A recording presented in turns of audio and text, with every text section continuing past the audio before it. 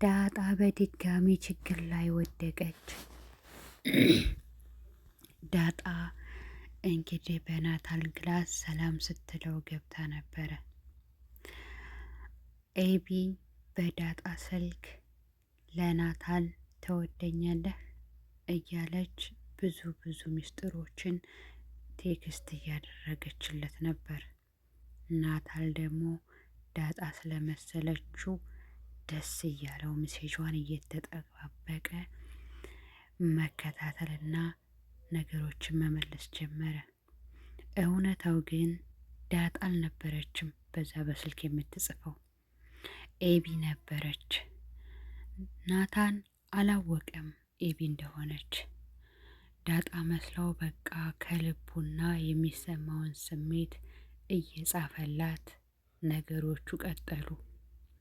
ሆኖም አባቱ አቶ ደረጀ ወደ ውጭ ሀገር ሊሄድ ነው እና አሪፍ ፍቅር እናሳልፍ እኔ እናንተ ስትለውም እንዴ ዳጣ እኔ እንደዛ አላስብሽም ነበር እያለ ብዙ ምስጢሮችን እያወጣጣችው ነገሮቹ ቀጠሉ።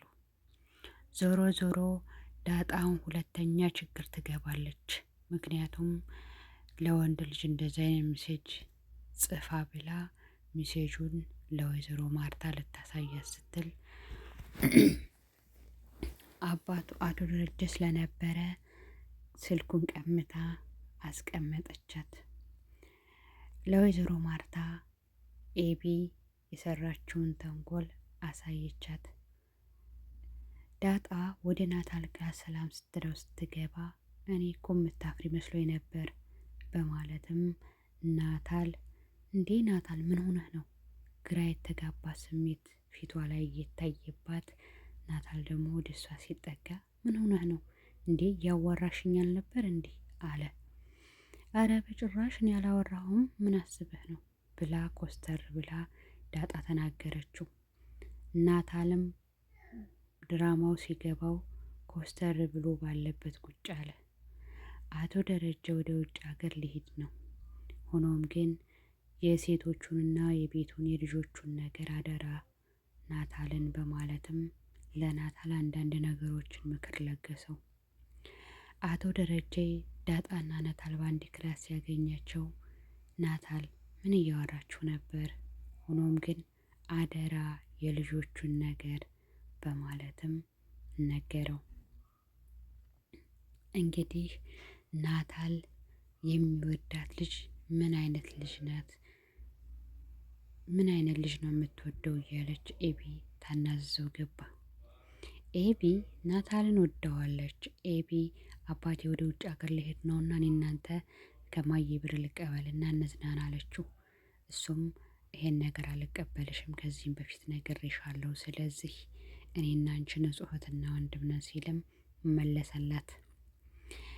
እንግዲህ ወይዘሮ ማርታ ከዳጣ ጋር እያወሩ ነበር። ዳጣዬ አለቻት። አቤት እትዬ አለች። እንደው ግን ጓደኛ የለሽም እንዴ አለቻት። እንዴ ሞልተውኛል እትዬ ብዙ ጓደኞች አሉኝ አለች። እንዴ አልተግባባንም አለቻት። ምን ነው ጓደኛ ስልሽ ቦይፍሬንድ ወይም ፍቅረኛ ማለት ነው አለቻት። አይ እሱን ነገር እንኳን አላስበውም አለቻት። ለምን? ኧረ እባክሽ እኔ የራሴን ጣጣ ሳልጨርስ ደግሞ ሌላ ጣጣ ሌላ ህይወት አለች። ወይዘሮ ማርታ ከት ብላ ሳቀች። እኔ የምልሽ ዳጣ አንቺ የምታስቢው ሌሎቹ ስለማያስቡ ለማንኛውም እናታን ክላስ አትግቢ በማለት ምክር ለገሰቻት። ኧረ እትዬ ጣጣ የለውም አለቻት። ምን ላርግልሽ ስትላት እንፈረጅ በቃ አለቻት። ፊልማቸውን አድርገው እየተሳሳቁ ቁጭ አሉ። እንግዲህ ኤቢ ናታልን ወደዋለች። በዳጣ ስልክ እንግዲህ እየጻፈችለት እንደምትወደውና ማንነቷን እንደምታፈቅረው ገለጸችለት። ናታልም እሷ መስላው እንግዲህ በዳጣ ስልክ ብዙ ነገሮችን አወሩ። ግን ልጅቷ ኤቢ ነበረች። ናታል ግን ዳጣ መስላው ነበረ። እንዲህ እየተባባለ አቶ ደረጀ እንግዲህ አይዞሽ ልጆቹን ነገር በማለትም ወደ ውጭ ሀገር ሊሄድ ወይዘሮ ማርታ ሸኘችው። ወይዘሮ ማርታ ስለ ልጆቻቸው እንደዚህ እያወራች በኤቢማ ቀልድ የለም የመጀመሪያ ናት እያለችም እያወራሩ ሄዱ እና አለም ሰራተኛይቱ ከቤት እንደማትወጣ ነግራት ነበር ለወይዘሮ ማርታ እና በጣም ተሰማኝ። ደሬ እሷ እኮ አልወጣም አለችኝ በማለትም ለአቶ ደረጀ ነገረችው። አቶ ደረጀ ደግሞ እንግዲህ እሷ ካለች ምንም ማድረግ አይቻልም አለ። ለናታል አቶ ደረጀ ወደ ውጭ ሀገር ልሄድ ነው ልጆቹን አደራ በማለትም ነገረው። እነዚህ ልጆች እህቶች ናቸው፣ ያላስፈላጊ ነገር እንኳን ቢሉህ አንተ እንድትመልሳቸው እንድትመክራቸው በማለትም አስጠነቀቀው። እንግዲህ አለም ከዛ ቤት ለመውጣት አላማ የላትም። ምክንያቱም የምትፈልጋትን ልጇንና የምትፈልገውን ነገር ማየትና እስከ መጨረሻው እንትን ማለት ትፈልጋለች እና ውሃ ደግሞ እንግዲህ ከጓደኛዋ ጋር ከእህቷ ከኤቢ ጋር እያወሩ ነበር። ውሃ በጣም ምስኪን ልጅ ናት፣ ጨዋ ናት፣ ፍቅር አላት። ዳጣም በጣም የምትወዳት እና እያወራሩ ወደ ክላሳቸው ገቡ። የውሃ ጓደኛ ፈልጋ መጣች። ውሃን ፈልጌ ነው አለች። እንዴ ውሃ እኮ ሌላ ሰፈር ልትጠጣ ሄዳለች እያለ አባትየውም አላት። ወይዘሮ ማርታ አለች ፍርዬ ነይ ግቢ በማለትም ወደ ቤት አስገባቻት።